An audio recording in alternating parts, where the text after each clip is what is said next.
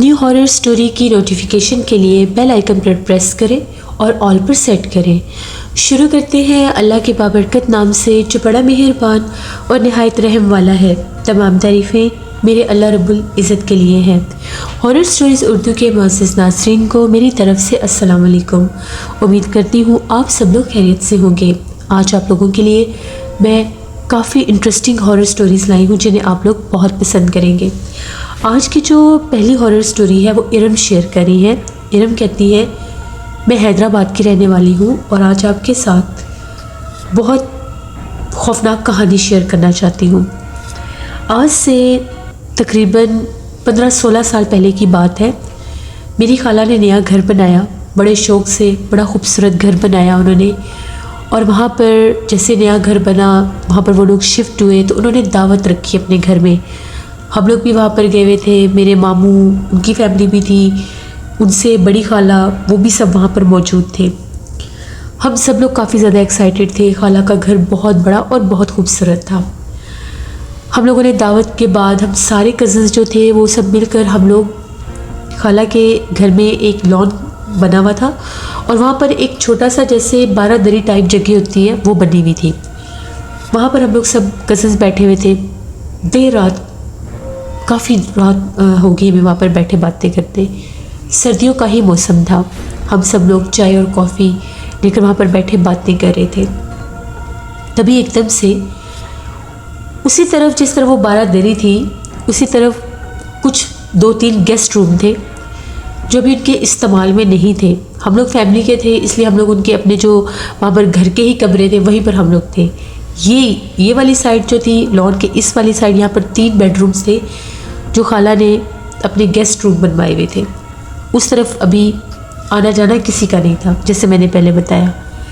उस तरफ से हम लोगों को ऐसे आवाज़ आई जिस तरह से ज़ोर ज़ोर से कोई दरवाज़ा खटखटा रहा है। पहले हम लोगों ने आवाज़ सुनी तो हम लोग चुप कर गए। 1:30 बजे का टाइम था। जब हम लोगों ने आवाज़ सुनी, हम लोग उठे और हम लोग गौर करने लगे कि आवाज़ आ किस तरफ से रही है। ये आवाज़ जो थी गेस्ट रूम की तरफ से ही आ रही थी। जैसे हम लोग उस तरफ गए, साथ मेरी खाला की 2 बेटियाँ थी, उनका बेटा था, हम सब कज़न्स थे, मामू के बेटे भी थे, बच्चे थे। तकरीबन हम लोग 8-10 कज़न्स इकट्ठे थे, इसलिए कोई इतना डर भी नहीं लग रहा था। हम लोगों ने अपने कज़न फ़ाहद से ये कहा कि ये किस तरफ से आवाज़ आ रही है। उसने कहा कि इस तरफ तो गेस्ट रूम है और वहाँ पर कोई भी नहीं है, शायद कोई सोने के लिए चला गया हो, चलो चल कर देखते हैं। जब हम लोग उस साइड पर गए, वहाँ पर खूब अंधेरा था क्योंकि उस तरफ कोई जाता ही नहीं था। अंधेरा होने के बावजूद दरवाज़ा कोई ज़ोर ज़ोर से खटखटा रहा था। अब हम लोगों को लगा कि शायद हमें मामू तंग कर रहे हैं। मामू की नेचर थोड़ी शरारती थी। हम मामू को आवाज़ें देने लगे कि मामू अगर आप हमें तंग कर रहे हैं तो ना करें, हमें डर लग रहा है। उसने वहाँ पर बाहर उस तरफ भी लाइट लगी हुई थी, वो लाइट जलाई तो गेस्ट रूम की तरफ जाने का जो मेन डोर था वो जैसे जाली के दरवाजे होते हैं वो बंद था।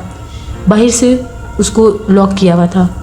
उसने कहा दरवाज़ा तो बंद है, फिर मामू किस साइड से अंदर आए होंगे। हमने कहा घर की तरफ से ना आए हो। हम लोगों ने इस दरवाजे को नहीं खोला, हम लोग घर के अंदर की तरफ गए। जब अंदर की तरफ गए, सब घर वाले सोए हुए थे।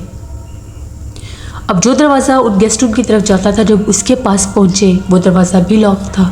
स्टिल दरवाज़ा खटखटाने की आवाज़ आ रही थी। अब हम लोग बड़े परेशान। उसने पहले ये कहा कि मैं अम्मी को जगाता हूँ। हमने कहा कि उनको रहने दो, हम लोग खुद पहले देख लेते हैं, तुम यहाँ की की लेकर आओ। वो जल्दी से गया और उसने उस मेन डोर की वो की लेकर आया। जैसे हम लोगों ने उस दरवाजे को खोला, लाइट ऑन की, उसके सामने ही बिल्कुल वो 3 कमरे थे। उनमें से बिल्कुल वो कॉर्नर वाला कमरा था जहाँ से उसको नॉक करने की आवाज़ें आ रही थी। हम लोग वहाँ पर गए, हमने पूछा बाकायदा कि अंदर कौन है, कोई आवाज़ नहीं आई। हम लोगों ने जैसे दरवाज़ा खोला, उस कमरे के अंदर से बहुत ज़्यादा गंदी स्मेल आ रही थी। ऐसी बदबू आ रही थी जिस तरह से वहाँ पर कोई मुर्दा जानवर है। सब पीछे हटे कि ये इतनी गंदी स्मेल कहाँ से आ रही है। डरते डरते लाइट ऑन की, अंदर कोई भी नहीं था। बाथरूम का दरवाज़ा बंद था। बाथरूम का दरवाज़ा खोलकर देखा, वहाँ पर भी कोई नहीं था। पूरा कमरा छान मारा, बेड के नीचे, इवन तो हर जगह जहाँ जहाँ हम लोग देख सकते थे हमने देखा, कहीं कुछ भी नहीं था। स्मेल वैसी आ रही थी। हमने दरवाज़ा खुला छोड़ दिया। हम लोग वहाँ से वापस आ गए, अपने अपने कमरों में चले गए और ये डिसाइड किया कि हम लोग सुबह सबको बताएंगे। हम लोगों के अपने अपने कमरों में जाने के बाद भी ऐसा महसूस हुआ जैसे उस तरफ से दरवाजे को नॉक करने की आवाज़ें आ रही हैं। सुबह जब हम लोग सब जाके हम लोगों ने ये बात बताई, हमारे कज़न ने खुद बताई, वो आई विटनेस था, उसने भी खाला को बताया। खाला तो दौड़ती हुई उस तरफ गई, हम लोग भी सब उनके साथ थे। जब हम लोग वहाँ पर गए, वो जो दरवाज़ा हम लोग रात को खुला छोड़ कर आए थे कि वो स्मेल ख़त्म हो जाए, वो दरवाज़ा बंद था, अंदर से लॉक था। कि दरवाजे के अंदर लगी हुई थी और दरवाज़ा लॉक था। दरवाज़ा लॉक, दूसरी तरफ जाकर देखा उस तरफ से भी लॉक। किसने लॉक किया कोई पता नहीं। अंदर मुसलसल हलचल, ऐसे हलचल हो रही थी जैसे फर्नीचर को कोई छेड़ है। बाथरूम के दरवाजे को बार बार के खोलता बंद करता है। खाला तो परेशान होगी कि मेरा तो नया घर है और ये वो पता नहीं ये क्या मच रहा है, क्या चल रहा है क्या नहीं। इतने में मेरी कज़न शोर मचाता हुआ भागता हुआ आया और उसने आकर ये कहा कि उस तरफ का जो दरवाज़ा है उसके हैंडल के ऊपर खून लगा हुआ है और वो बिल्कुल फ्रेश है। सब डर के कि ये हो क्या रहा है, खून कहाँ से आ गया। खाला ने कहा कि दरवाज़ा उस तरफ से तोड़ देते हैं। सब ने कहा कि उस तरफ से नहीं, घर की तरफ से तोड़ते हैं कि वहाँ से तो कोई भी आ सकता है दीवार फैलाकर। इस तरह से जब दरवाज़ा कमरे का तोड़ा गया, अंदर जगह जगह पर खून के छींटे और इस तरह से किसी परिंदे के पर पड़े हुए थे जैसे वहाँ पर किसी परिंदे को किसी ने खाया है नोच नोच के। कभी वो पर कौवे के लगते थे, कभी किसी और परिंदे के लगते थे। मुख्तलिफ पर थे, कुछ प्रिंटेड कुछ ब्लैक ऐसे। और वहाँ पर कोई बिल्ली कोई ऐसी मखलूक भी नज़र नहीं आ रही थी।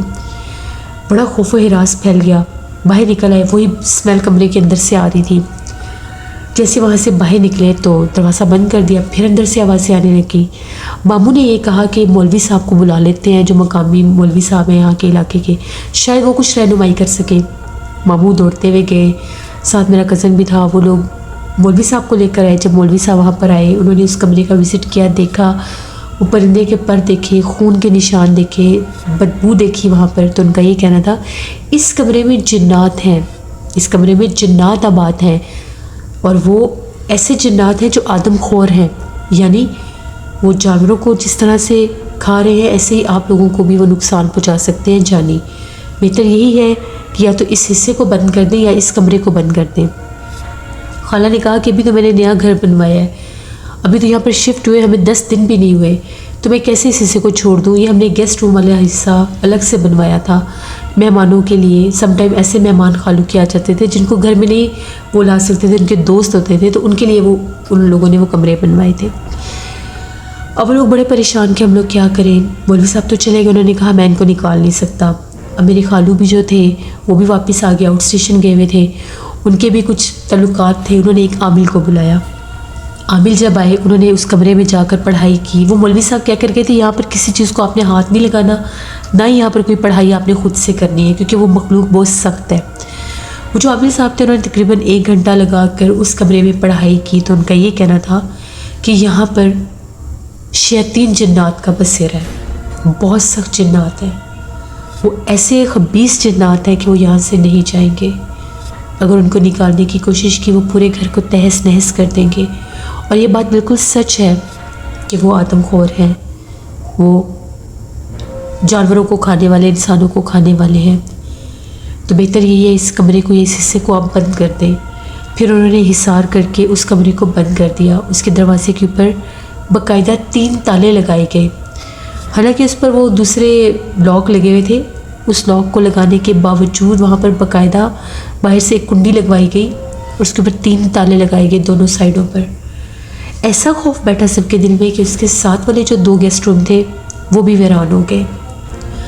खाला उस घर में तकरीबन 9 साल रही और वो हमेशा ये शिकायत करती थी कि वहाँ से रात भर आवाज़ें आती हैं, हम लोग तो उस तरफ जाते भी नहीं हैं। उन लोगों के बाकी के घर में वो इशू नहीं था। बाकी के घर में आ जाकर कभी कभार चीज़ें गुम हो जाती थी, रखते कहीं और से थे, मिलती कहीं और से थी, लेकिन वहाँ पर कभी कोई बैड स्मेल नहीं आई या कभी वहाँ पर कुछ ऐसी दिक्कत नहीं हुई। फिर उसके बाद 9 साल के बाद उन लोगों ने वो घर छोड़ दिया, क्योंकि उस घर में उनको बहुत से लॉसेस होने लग गए, बीमारियाँ आने लग गई। बेशक अल्लाह की तरफ से होती है वो, लेकिन कहा यह जाता है कि बाज़ जगह पर ऐसे जिन्नात का भी बसेरा होता है जो बीमारियाँ देते हैं, नुकसान देते हैं, तकलीफ़ें देते हैं। 9 साल तक वो उस घर में बड़ी मुश्किल से रहे, बड़ी कोशिश करते थे इन बिटवीन भी उस घर को छोड़ने की, पर नहीं छोड़ सकते थे। फिर 9 साल के बाद अल्लाह ने कुछ ऐसा करम किया, बड़े लोगों ने वजीफ़े किए, पढ़ाइयाँ करवाई, तब उनकी अपने उस घर से जान छूटी। वो घर बिक गया और जिन्होंने वो घर लिया वहाँ पर उनकी परमानेंट रेजिडेंसी नहीं थी। उन लोगों ने सिर्फ वहाँ पर अपना सामान रखना था और उन लोगों ने पाकिस्तान से बाहर चले जाना था। लेकिन हम लोगों की खाला का वो घर आज से ज़्यादा हो चुका था। वो गेस्ट रूम जहाँ पर जन्नत का बसेरा था, उस एक गेस्ट रूम की वजह से। तो ये एक स्टोरी थी जो मैंने आपके साथ शेयर की। बहुत शुक्रिया एरम आपका। इससे ये थी आज की एक हॉरर स्टोरी। आई होप आप लोगों को पसंद आई होगी। आप लोग भी अपनी हॉरर स्टोरी शेयर कर सकते हैं डिस्क्रिप्शन बॉक्स में दिए गए ईमेल आईडी nusheermilk57@gmail.com पर। इसके अलावा आप लोग मुझे कमेंट बॉक्स में भी स्टोरी शेयर कर सकते हैं। अपना बहुत सा ख्याल रखिएगा, अपनी ज़रूरत दुआ में मुझे मेरी फैमिली को याद रखिएगा। Thank you for listening my stories. Stay blessed. अल्लाह ने के बाद।